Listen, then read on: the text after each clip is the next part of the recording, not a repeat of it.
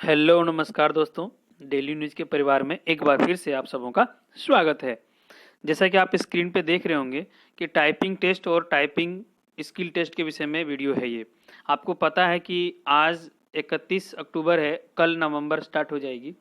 और जैसा कि कमीशन के द्वारा डेट सुझाव दिए गए हैं CHSL के टाइपिंग का, वो है 26 नवंबर 2020।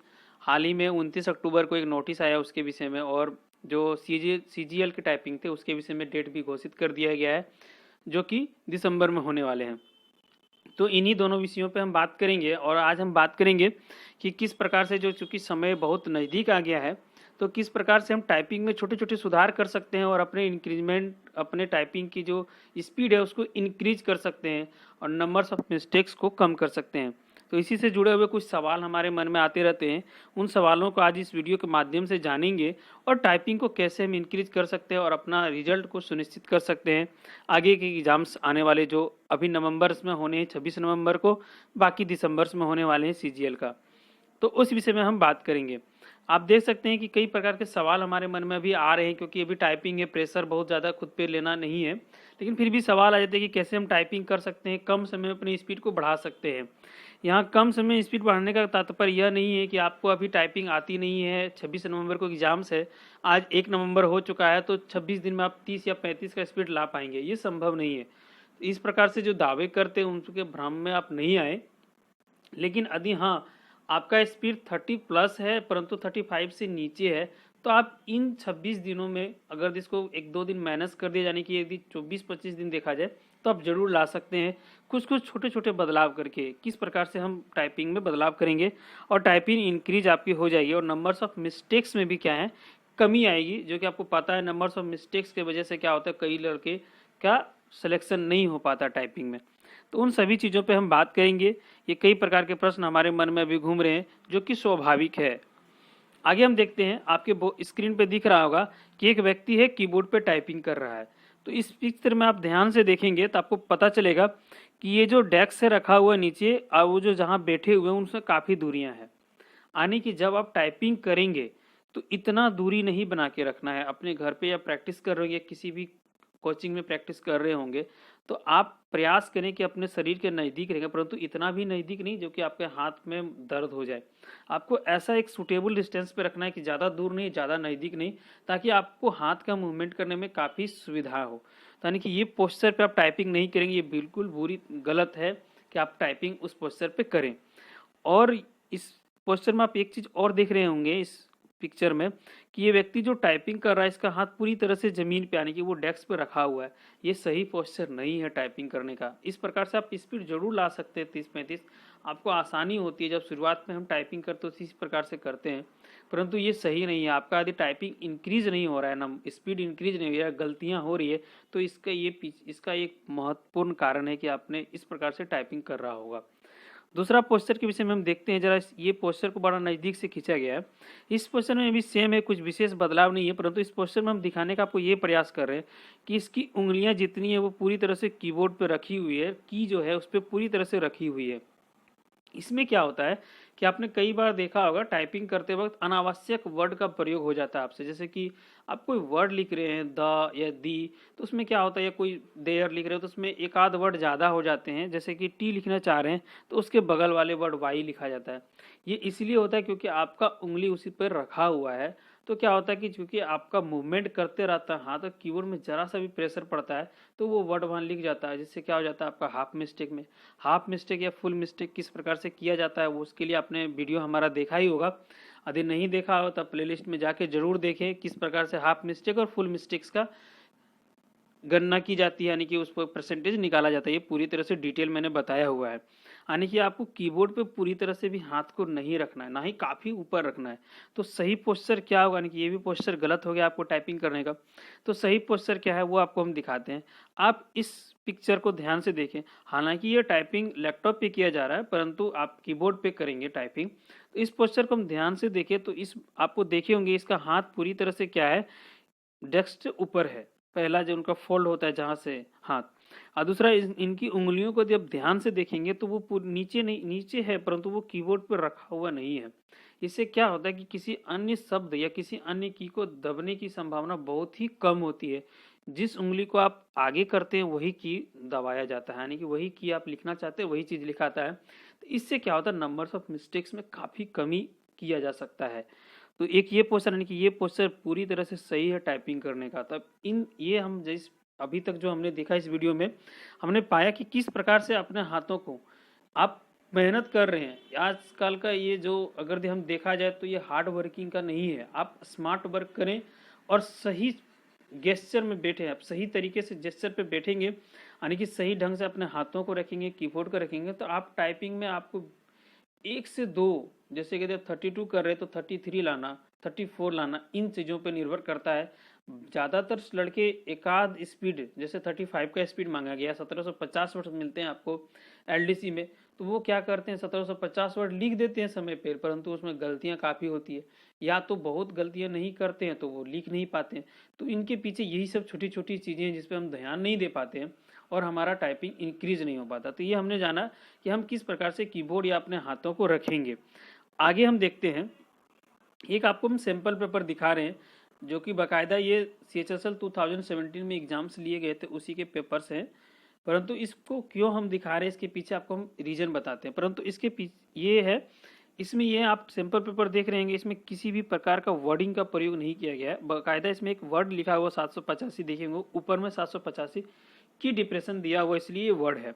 आपको पहले इसमें देख सकते हैं कि जब आप टाइपिंग करेंगे, जैसे कि अभी 25 दिन है हमारे हाथ में टाइपिंग करने को, परंतु अब हम इसको कैसे इंक्रीज करें। हमारा टाइपिंग 33 है, जबकि हमारा सिलेक्शन क्या होगा 35 पे होगा, या हमारा एग्जैक्टली 35 के इर्द गिर्द घूमते रहता है। तो हम क्यों इस 26 दिन में कैसे इसको इंक्रीज करके 37 38 ले जाएं, ताकि हम एग्जाम्स हॉल में आपका टाइपिंग थोड़ा सा प्रेशर की वजह से घटता है, तो घटने के बावजूद भी हमारा क्या हो 35 से प्लस हो, एक्यूरेसी हमारा बहुत अधिक हो। तो उसको हम कैसे इंक्रीज करेंगे, तो इसका सबसे अच्छा तरीका ये है कि आप किसी एक पेपर को, जैसे ये सैंपल पेपर है, इसी प्रकार से एक पेपर आप ले लें अपने घर पे और उसी पेपर को प्रैक्टिस करें। दूसरी बात, बार बार उसी को प्रैक्टिस करना है, यानी कि आपने 10 मिनट का टाइपिंग दिया, 10 मिनट का उसी पेपर को किया, फिर से टाइपिंग मारेंगे तो उसी पेपर को करेंगे, फिर से टाइपिंग मारेंगे, फिर से उसी पेपर को करेंगे। अब क्या होता है, क्योंकि हमको टाइपिंग का एग्जाम देना है और उसको क्वालिफाई करना है, तो लड़के क्या करते हैं 1-1 घंटे तक टाइपिंग करते हैं। जबकि आपको अगर ध्यान से सोचने वाली बात है, जब आप एग्जाम हॉल में जाएंगे क्या आपको 1 घंटे का टाइपिंग लेगा? नहीं, ये संभव नहीं है। वहां आपको 10 मिनट का ही टाइपिंग देना है। आप जरा सोचिए, कोई व्यक्ति सुबह खाना पीना खा के तैयार होता है और सुबह से काम करते रहता, सुबह जो एनर्जी महसूस करेगा, क्या वो उसी खाने पे शाम में एनर्जी महसूस कर पाएगा? तो आपका जवाब होगा नहीं कर पाएगा। क्यों नहीं कर पाएगा? क्योंकि एनर्जी जो उसका कंजम्पशन व खपत हुई, तो वो उसका जो वर्क है वो कम हो जाएगा। यानी कि ये बातें, ये फिजिक्स की चीज़ें हम पे भी निर्भर होती है, हमारे शरीर पे भी निर्भर होती है। तो जब आप टाइपिंग करें तो एक बार में 2 घंटा का टाइपिंग का प्रैक्टिस कतई नहीं करें, क्योंकि ये बहुत ही नाजुक समय है। अभी आपको एग्जाम से निकालने, आपको टाइपिंग देना, आपको कोई रिकॉर्ड नहीं बनाना है। तो इन चीज़ों पर ध्यान रखें। अब जब भी टाइपिंग करें अपने घर पे कीबोर्ड पे, या कीबोर्ड पे टाइपिंग कर रहे हैं, या आप लैपटॉप की मदद से कर रहे हैं, या फिर मोबाइल की मदद से भी आजकल लोग करते हैं, जो कि अच्छी बात है, करनी चाहिए। तो अब ज़्यादा ड्यूरेशन नहीं रखें। 10 मिनट का टाइपिंग है तो 2 अटेम्प्ट लें टाइपिंग का, 10-10 मिनट का, फिर छोड़ दें आप टाइपिंग। फिर कुछ देर तक आपने पढ़ाई करें या कुछ काम कर रहे हैं, जो भी कर रहे हैं उनको करें। फिर 1 घंटा के बाद हम फिर 10 मिनट का 2 टाइपिंग टेस्ट देंगे। यदि क्योंकि अभी लॉकडाउन में कोचिंग तो खुला हुआ नहीं, यानी कि आप घर के ही किसी माध्यम से टाइपिंग कर रहे हैं, तो आपके लिए आसान है। तो इस प्रकार से टाइपिंग करें ताकि आप स्फूर्ति अपने आप को महसूस करें, आपको उंगलियों में दर्द नहीं होगा, और नंबर्स, क्योंकि ये देखिए इंक्रीज भी आपका हो रहा है, इससे क्या होगा, आपका टाइपिंग स्पीड इंक्रीज होगा। यानी कि आपने देखा कि किस प्रकार से टाइपिंग करना है, एक बार में कितना देर के लिए टाइपिंग करना है।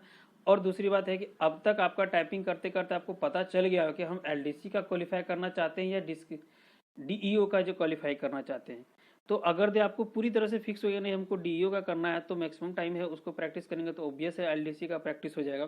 परंतु आपको लगता है नहीं हम डीईओ का हमसे टाइपिंग नहीं हो पाएगा, ऑब्वियस किसी का यदि टाइपिंग स्पीड अभी 30-35 है तो 50 का स्पीड नहीं ला सकता 26 दिन में, ये कतई संभव नहीं है। अगर ये किसी से संभव है तो वो एक्सेप्शनल है, तो उसको हम नहीं करना। हमको क्या करना है कि हमको पता है कि वो सीजीएल का ही सीएचएसएल यानी कि एलडीसी या पीएसए का ही टाइपिंग हम निकाल सकते हैं, तो उसी का प्रैक्टिस करेंगे एक प्रॉपर मोटो से। यानी कि जिस प्रकार से अभी आईपीएल में आप देख रहे होंगे, यदि लगता है कि वो कैच हो सकता है तो प्रैक्टिस करते हैं, नहीं तो पीछे रह जाते हैं ताकि वो चौका या छक्का ना हो पाए।